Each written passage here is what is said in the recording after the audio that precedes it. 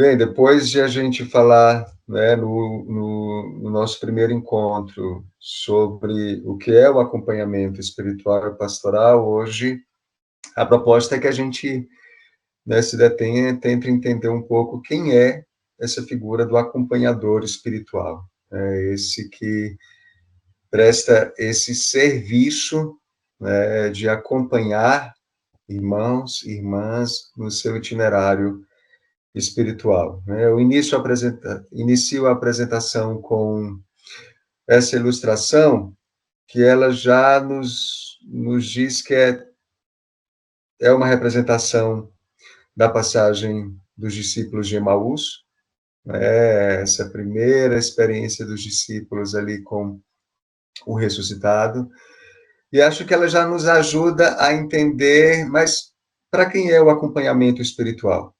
A quem é direcionado?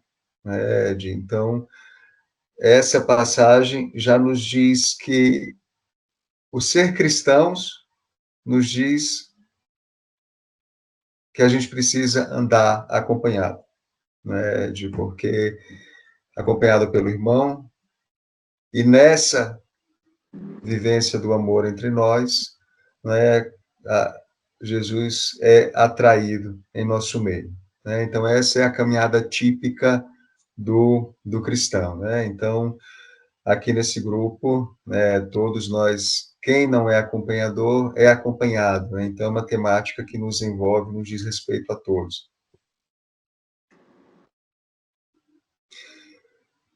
E o que é o acompanhamento? Né? Então, para a gente falar de acompanhamento, necessariamente a gente está falando de uma relação que se estabelece entre duas pessoas. De não há acompanhamento sem se falar em relação. Mas que relação é essa? É uma relação que se converte num lugar teológico. Por que lugar teológico? Porque ali, naquela relação, ali entre aqueles dois que se relacionam, né, Deus se manifesta. Né? É um espaço da presença de Deus. O acompanhamento é uma relação que necessariamente precisa estar aberta à ação do Espírito. Né? Então, é uma relação que experimenta a máxima liberdade e escuta daquilo que o Espírito tem a comunicar. E ela tem uma orientação clara, né? Assim como os discípulos de Emaús sabiam para onde ir, né? Ela é uma relação que ela é orientada, né, a se perscrutar, né, a vontade de Deus, né, a entendermos a vontade de Deus sobre aqueles sujeitos em relação. E é uma relação que é comprometida com a justiça e a solidariedade. Por quê? Porque é uma relação comprometida com o reino de Deus, né? Aberta à ação da graça, ao reino de Deus que vem ao nosso encontro, mas comprometida em ser no mundo um testemunho vivo, né, da presença do reino entre nós. Então, comprometida com a justiça e solidariedade. E sobre a identidade do acompanhador, né? O que é que identifica essa figura do acompanhador?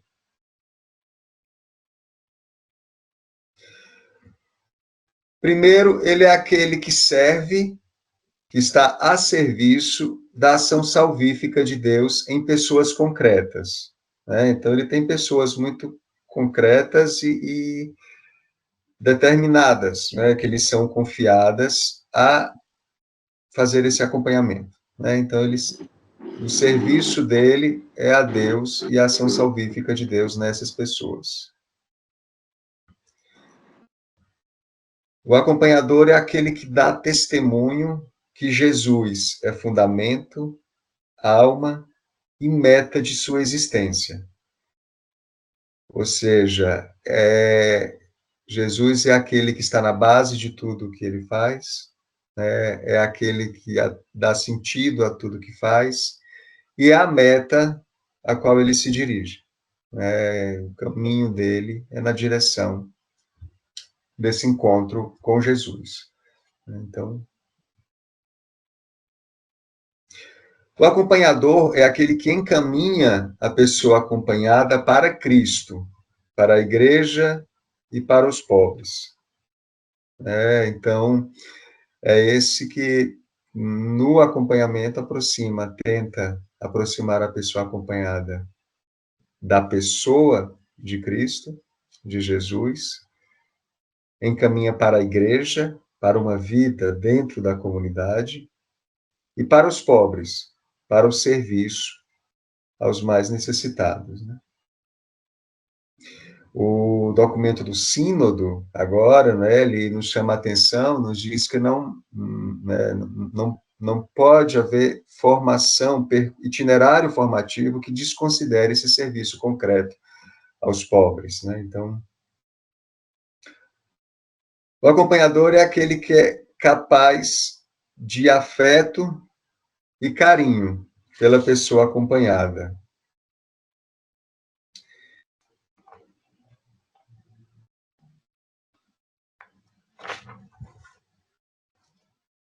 De que gênero é essa afeição, né, a qual é chamado acompanhador? Né? A exortação apostólica, o anúncio do Evangelho, diz assim: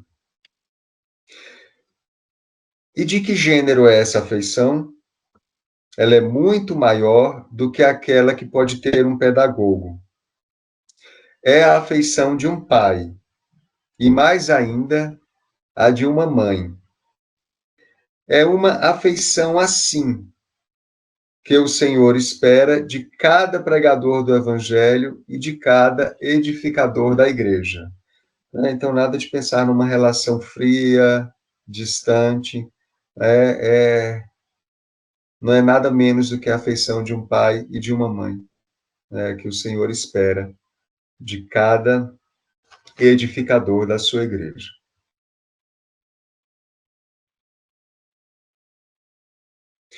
O acompanhador, ele vive numa comunidade que o acolhe, orienta e confirma. Né? Então, se a gente, não dá para pensar na figura de um acompanhador espiritual que esteja apartado de uma comunidade de fé.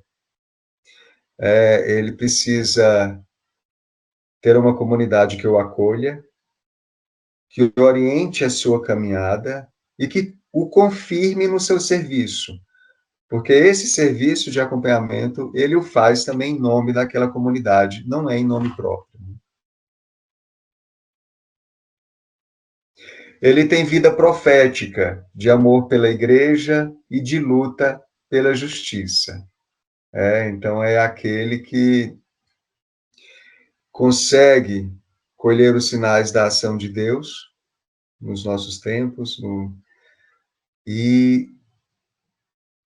converte esses sinais dos tempos, esses sinais da presença de Deus nos nossos tempos, em sinais de esperança. Né? Essa é uma vida profética.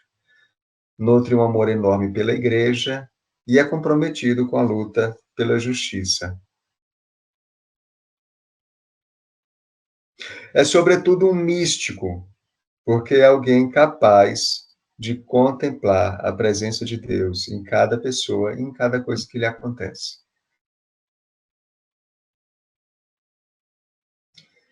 E reconhece com humildade seus limites, erros e fracassos. Não se apresenta como um super-homem ou como uma super-mulher, né? Mas reconhece, é capaz de reconhecer com humildade seus limites, erros e fracassos, até para tornar o caminho, o seguimento de Jesus mais possível para todos. Né? Que atitudes são esperadas de um acompanhador? Empatia, então essa capacidade de ler o mundo a partir da ótica do outro, acolhimento, capaz de acolher aquilo que chega do outro sem julgamento, sem escândalo, mas com simplicidade. E é empenhado em manter constantemente um diálogo de revisão de vida, ou seja, da própria vida, né? Está sempre empenhado, né, em rever as suas próprias ações, né, em rever se estão de acordo, né, com o Evangelho. Né. Só assim, só com essas atitudes, é que o Espírito, ele pode falar a um, ao outro, e falar, né, ali em meio, nessa relação. Só assim as consciências são iluminadas, né? Ou seja, dá para distinguir dentre tantas vozes que temos dentro de nós, né? Aquela que é a voz de Deus, e tomar decisões iluminadas pela sabedoria. E só assim os corações se abrem para sentir e responder o chamado de Deus. Né? Só assim eles se sentem só numa relação de afeto e de acolhida, né? Alguém pode se sentir livre e encorajado a responder o chamado de Deus. O acompanhador, ele tem a função de espelho, né? Aqui eu peço para vocês olharem para essa imagem e contarem quantas pessoas tem nessa imagem aí.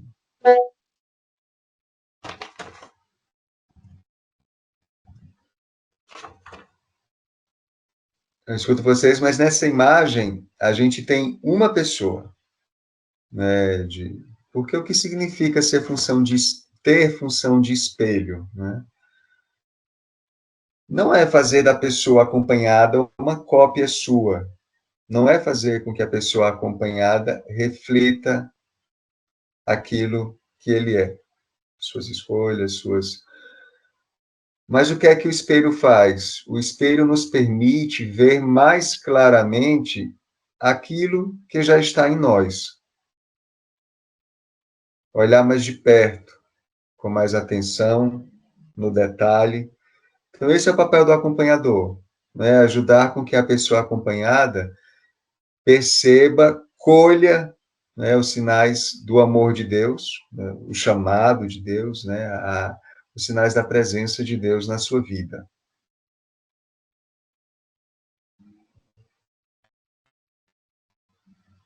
Então, ele é aquele que ajuda a ler os sinais de Deus na própria vida. Ele propõe passos que ajudam a pessoa acompanhada a progredir no seu itinerário espiritual.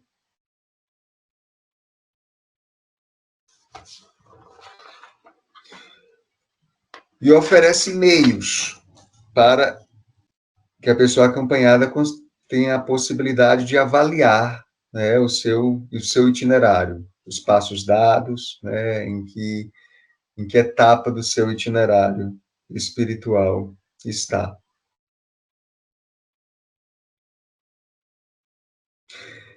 E aí, com todas essas atribuições, com todas essas funções, em que deve o acompanhador se apoiar para realizar o seu cômpito, né? Aí aqui a gente se deixa ajudar por Paulo. Paulo, na segunda carta aos Coríntios, ele diz assim: para poupar-me de qualquer orgulho, um espinho foi posto em minha carne. 3 vezes roguei ao Senhor que o afastasse de mim. Mas ele me declarou: a minha graça te basta. O meu poder se completa na fraqueza. Por isso farei consistir meu orgulho antes em minhas fraquezas, a fim de que se pouse sobre mim o poder do Cristo.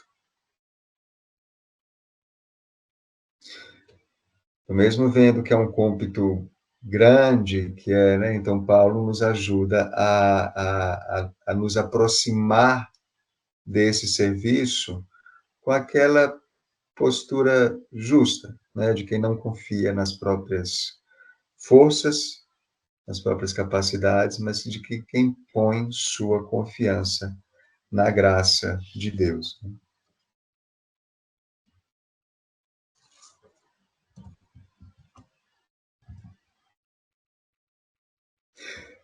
Olha só, tarefas do acompanhador.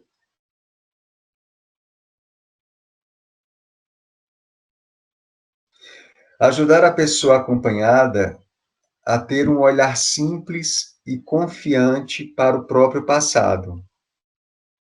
Ajudar justamente a olhar o passado e tentar perceber aquele fio de ouro, que trata da ação de Deus na nossa vida e que nos trouxe até aqui, de ajudá-lo a integrar aqueles momentos, aquelas situações, aquelas vivências, né, para as quais é difícil ainda olhar.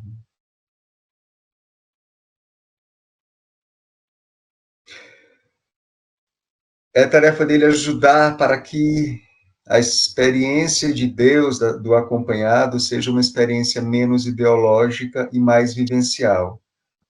Ou seja, né, ajudar a pessoa acompanhada a acolher justamente essa presença de Deus no cotidiano, né, naquilo que lhe acontece, nas pessoas que lhe se aproximam. Uma experiência de Deus mais vivencial.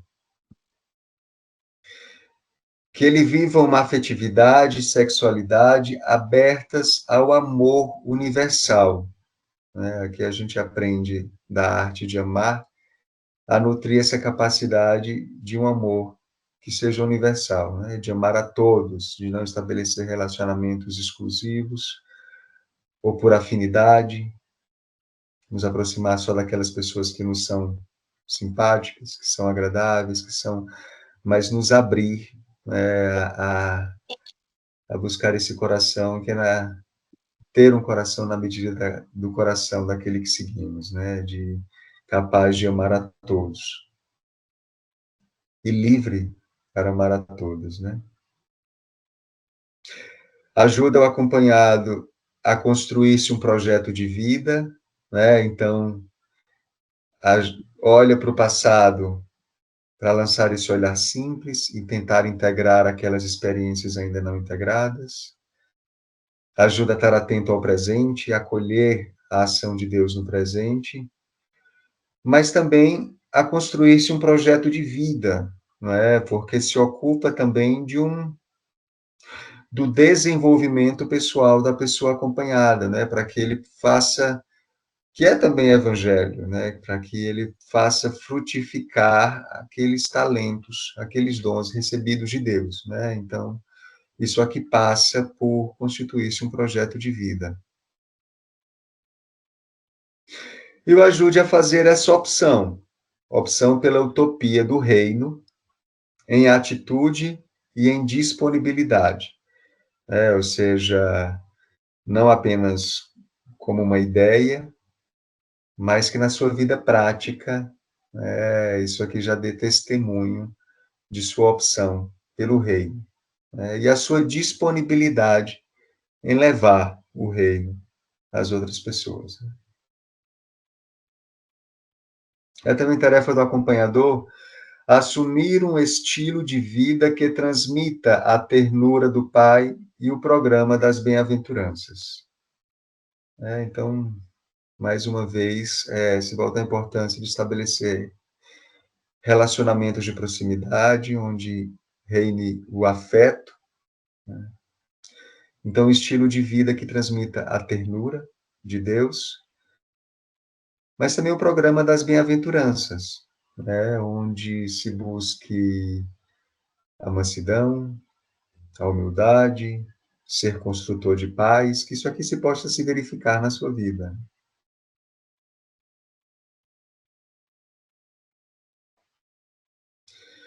E a esse acompanhamento, como eu trouxe no início, né, um acompanhamento que é o próprio caminho, né, do cristão, é andar acompanhado. Em alguns momentos da vida, né, talvez por decisões a serem tomadas ou por experiências de dor vivenciadas, né, esse acompanhamento ele precisa ser mais intenso, né, ele ser mais constante, mas o acompanhamento ele é para toda a nossa vida, né? E aí, para a gente estar atento a algumas características das várias fases da vida, né? Aquilo que acontece e aquilo que nos mobiliza, que nos afeta em cada etapa da vida, né? Se a gente pensa na adolescência, né? E nos adolescentes que temos hoje, né? Então, no nível de instrução que os nossos adolescentes têm, né? Então, a gente lida com pessoas, com adolescentes, com jovens altamente capacitados, informados, né? Isso pode gerar até uma crise de autoridade, porque a informação e o saber ele não está concentrado mais, né, nas mãos do mestre, do professor, dos pais, mas ele pode ter acesso, né, no seu tablet, no seu telefone, enfim, né? Se vive uma grande mobilidade urbana, né? Isso também nos diz que os nossos jovens eles vivem também uma situação de bastante instabilidade nas relações, né? A própria era digital, ela traz uma imediatez que isso acaba tendo como consequência uma exigência de respostas que sejam rápidas, imediatas, né? Que sejam... É uma civilização da imagem, né? Então, não é à toa que a gente está aqui falando e não usando só a voz, mas usando uma projeção, PowerPoint, né? Então, se requer o uso da imagem. São adolescentes que são multitasking, ou seja, conseguem fazer e estão ali sempre fazendo várias coisas ao mesmo tempo, várias abas abertas, né? É uma fase da vida de uma luta por constituir-se a própria identidade, né? Uma identidade que seja, né, é uma fase que se busca uma distinção daquela figura dos pais, né, e se pergunta, mas quem sou eu, né? Então, nessa busca de se entender quem se é, os adolescentes acabam encontrando novas lideranças, novas pessoas a quem seguir, novas ideias que lhes atraem, né? Então, se experimenta também uma fidelidade a esses novos líderes. Talvez experimente uma rejeição àqueles papéis que já vêm, talvez, pré-determinados e que talvez eles recebam como algo que vem ali lhes tolher a própria liberdade. São idealistas, então sonham, né? E é uma idade em que tudo parece ser possível, né? Então, buscam uma autonomia, autenticidade, liberdade, e são atraídos por coerência de vida, né? Aí aqui eu trago mais um trecho do anúncio do Evangelho, dessa exortação apostólica, que diz assim: tacitamente, ou em grandes gritos, em grandes brados,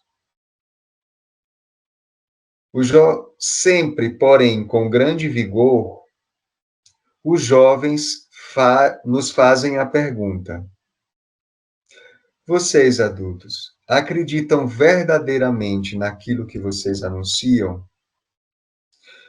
Vocês vivem aquilo em que acreditam? Vocês pregam verdadeiramente aquilo que vivem?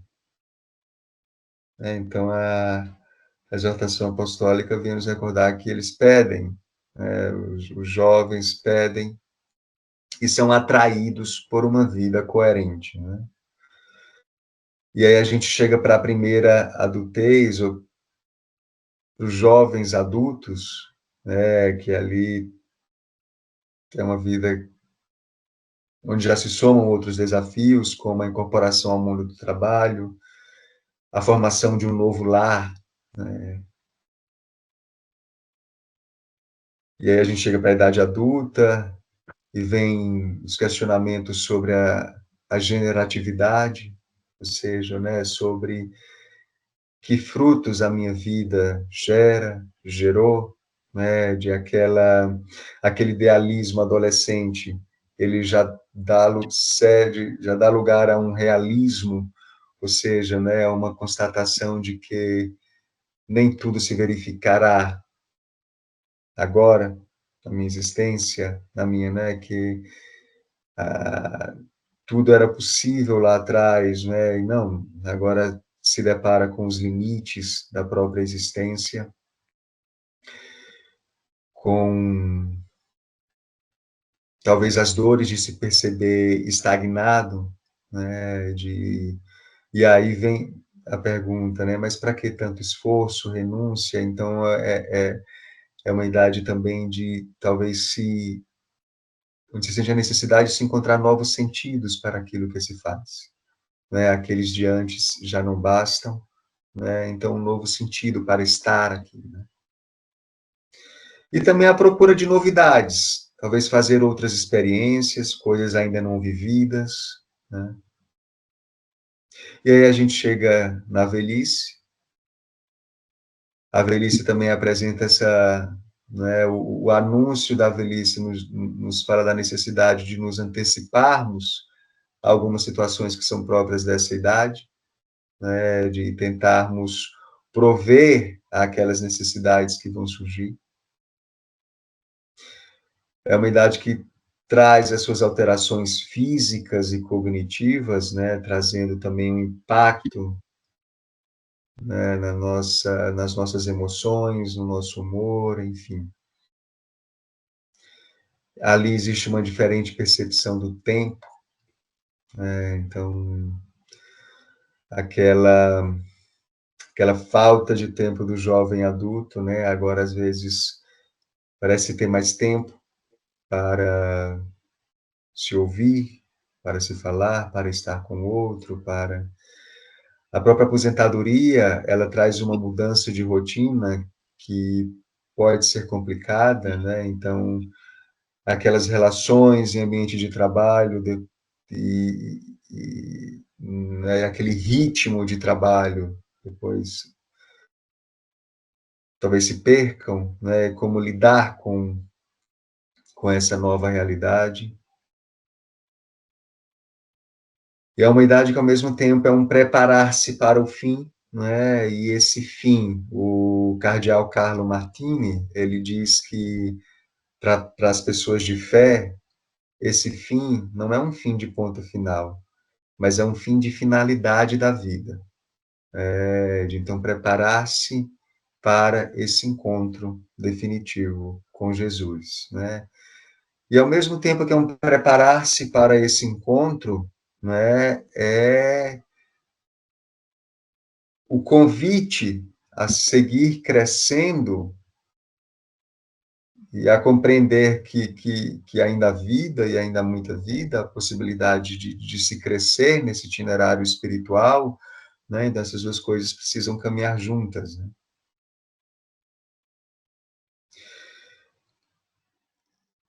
E aí eu trago a figura do São Cristóvão, que eu acho que ele pode nos ajudar a compreender sobre essa figura do acompanhador, né? Porque São Cristóvão, ele tem esse nome, né, por ser aquele que acompanhava cristãos nas difíceis travessias da vida, né, então colocava sobre suas costas, né, nos momentos mais difíceis, esses cristãos, transportando de um lado ao outro, né, do seu itinerário, e uma vez ajudando esses cristãos, o próprio Cristóvão também era beneficiado porque ele percebia e fez a experiência de transportar o próprio Cristo.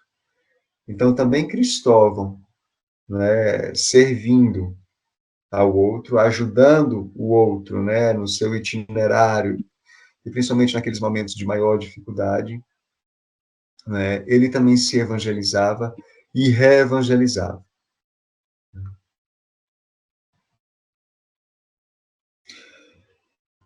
E aí termino essa exposição inicial trazendo de João Batista, o precursor, né, aquele que deve ser a postura esperada do acompanhador, né, que a alegria do acompanhador deve ser aquela de que na pessoa do acompanhado cresça a pessoa de Jesus e ele, acompanhador, diminua e possa, aos poucos, né, ir saindo da vida, de ter essa presença tão constante na vida do acompanhado, né, porque a alegria dele está em que Cristo cresça e ele diminua.